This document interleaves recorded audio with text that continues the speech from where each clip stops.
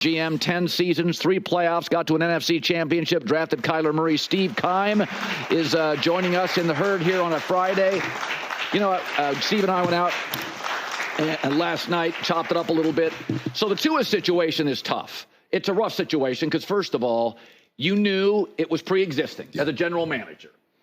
You know the players in that locker room love Tua. I said, I think Tua will talk himself into playing again. Yeah. Because you know this. You were willing to take, you've taken players of all walks of life. These guys are soldiers. That team is family. How, as a general manager, would you handle it? I mean, it is a huge blow. I mean, after, I think it was 2015, after Carson Palmer had a lot of success for us, I signed him to his first contract extension. 2 days later, he tears his ACL against the Rams. And, there aren't enough good starters in the National Football League at that position, let alone backups that can win you games. And at the time, we were undefeated, and it was just a huge blow to our organization. We knew Tua had some of those durability problems coming out of Alabama. Yeah. But at the same time, I mean, he has done some good things. Obviously, he's the future. But now all of a sudden we're dealing with a different type of injury where you got to get neurologists involved and things like that. And generally, when you look at the analytics of that injury, after your second or third concussion, you are predisposed to probably having more concussions and then having a longer recovery time. Yeah. So if you're the GM now, you're looking around the league, right? Yeah. I mean, Minnesota last year traded a pick for Josh Dobbs. Yes. It's just, I made this, J-Mac brought this up to me a year ago, and I thought it was a good point. Do general managers underdraft quarterbacks? Could I argue draft a quarterback every year? I think you could. I mean, I know Ron Wolf, the old GM of the Packers, had that mentality. A lot of times now, sometimes too, we get so worried about what does the current starter think? Does he get, bent that all of a sudden you took a quarterback? And in reality, you're just acquiring stuff that can obviously help you over time. And you never can forecast injuries, as we talked about. So when your need in May is not always your need in September and October, you always have to provide depth. Yeah. Steve Keim joining us for our radio audience. Let's talk about Kyler Murray.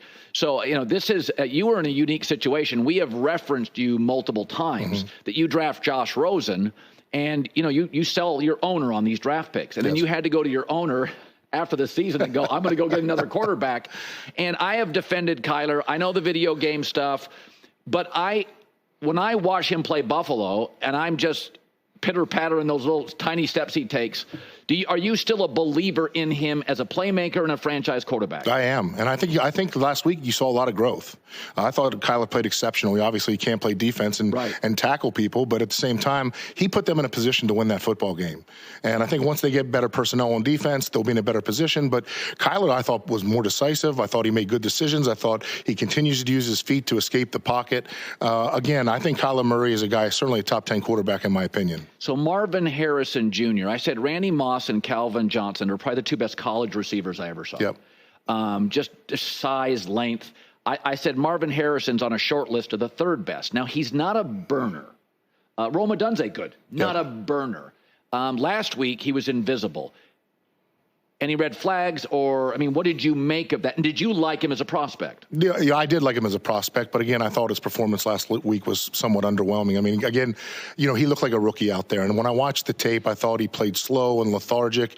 A lot of times those guys get in there as rookies. Number one, there's not a lot of preseason tape to watch. You don't get the timing with the quarterback. And bottom line, I thought that, he looked like he was playing slow.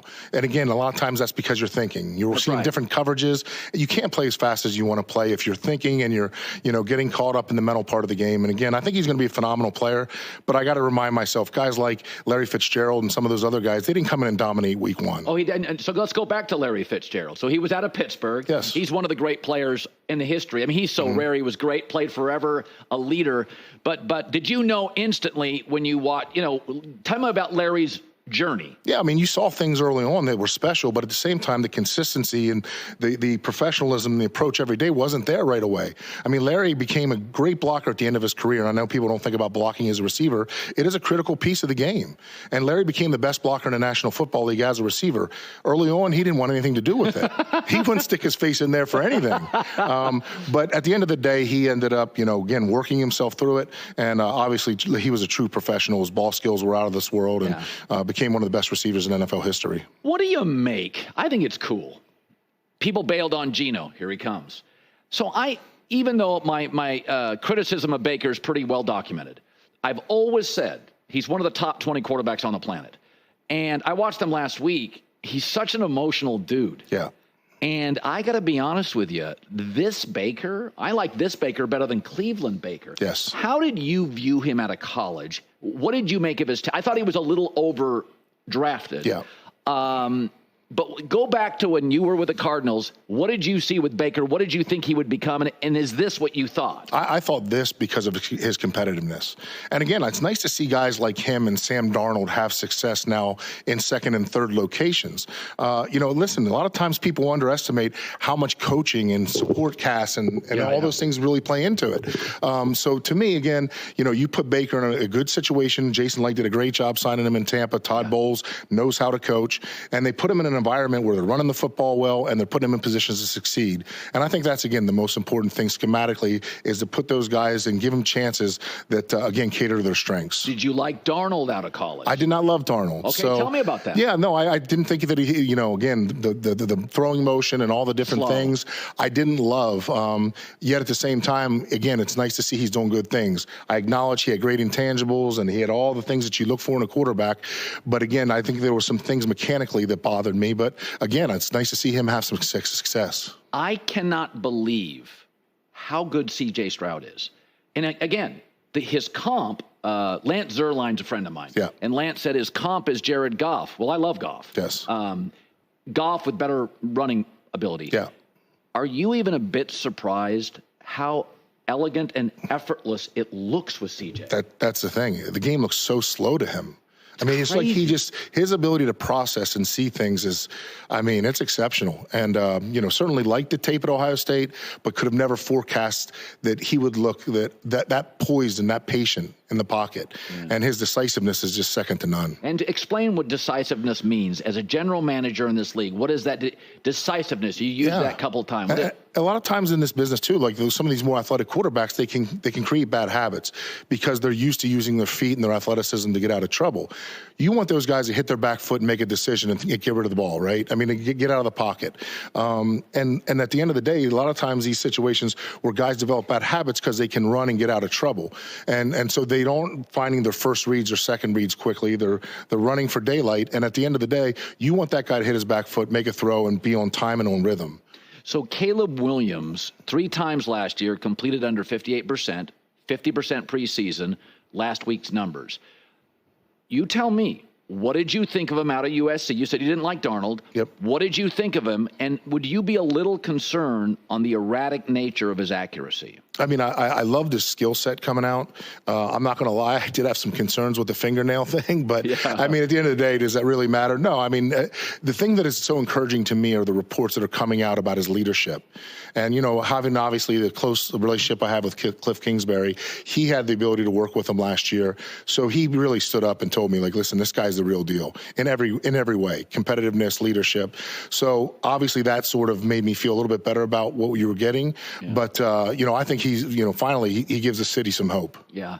So, Steve, when this league is very cyclical and Harbaugh walks in and he's like, give me J.K. Dobbins, Joe Alt, we're running the football. Yes. And I think Atlanta will, with Bijan Robinson, become much more run-oriented than Arthur Smith was. Do you think – it was 1 year ago that everybody was lamenting the pay of running backs. Yep.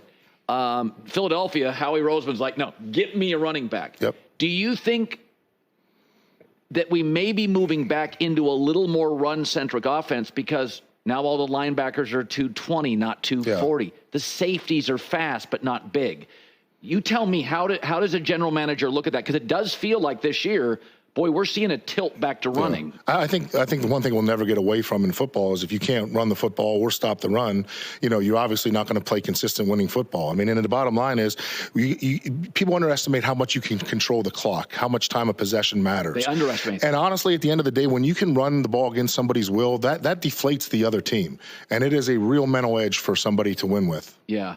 is like Arizona as a team. I've had this rule. I don't want my quarterback throwing 40 times. I mean, if you look at Dak throwing over 40, under 40, two different quarterbacks. Yep. Look, let's go back to like Kyler Murray.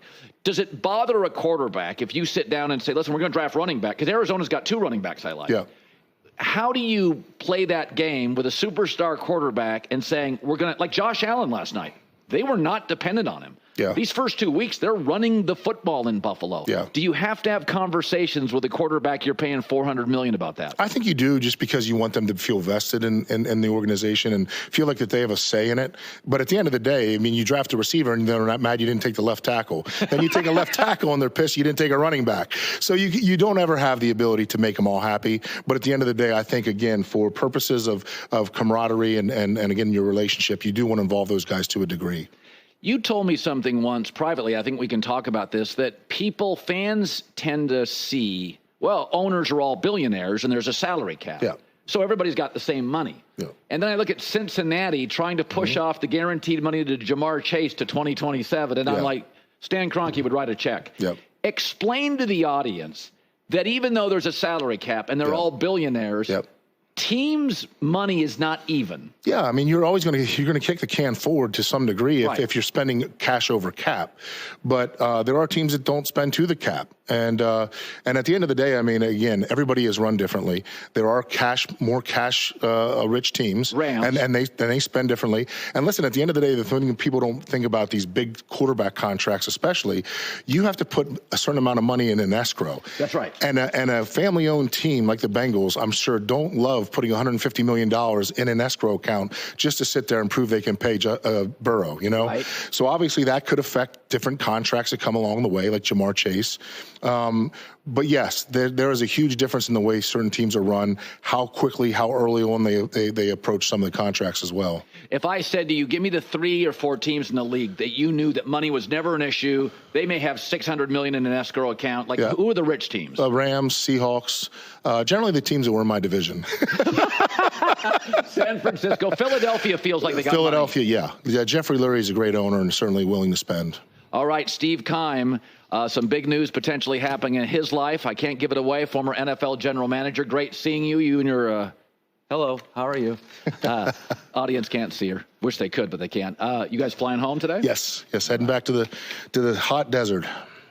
Well, they're 0-1. Let me, for the record, Rams, Arizona. Rams O-line's completely depleted. Yes. So the Rams went and got a guy like was it a practice squad guy? Yeah. When you're a general manager and you have cluster injuries, do you view that as a challenge if you're Les Snead, or is it a nightmare? Nightmare. There's no way to sugarcoat it. I mean, you're looking at your board and you see the stuff that the Rams are dealing with right now, and I mean, there's just no way to even put into words to explain them. You have that many injuries, particularly at that position. You just hope to God he gets the ball out quick. What position in football do you worry about the talent over the next 10 years? What position do you – I look at receiver and I'm like, there's a surplus. All these 7-on-7 leagues, you can get guys Jennings in the 6th round becomes – is there a unit or a position that you look at college football's trajectory and then you look at the NFL and think, man, you just can't – you can't find guys. Offensive tackles. Yeah, I mean, you're paying guys now $24 million a year to play offensive tackle. The next guy up, if you unfortunately have an injury, is Joey Bag of Donuts who can't tie his shoes. So by the time he gets out of his stance, you got these freak pass rushers that are killing your quarterback. And again, just the drop-off in talent is just so immense. Yeah. Not a lot of 6'7", 325-pound guys with good feet. No, not walking the earth. That's George Young of the Giants. When you see one, draft one. Figure it out later. That's it. Steve, great seeing you. You too. Hi, everybody. It's me, Uncle Colin. Subscribe here to get the latest from the herd, including exclusive behind-the-scenes videos and more, wherever you may be, however you may be watching. Thanks again for making us part of your day.